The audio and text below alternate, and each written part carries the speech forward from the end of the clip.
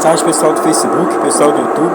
Estou com uma Electrolux LT9, problema de rolamento.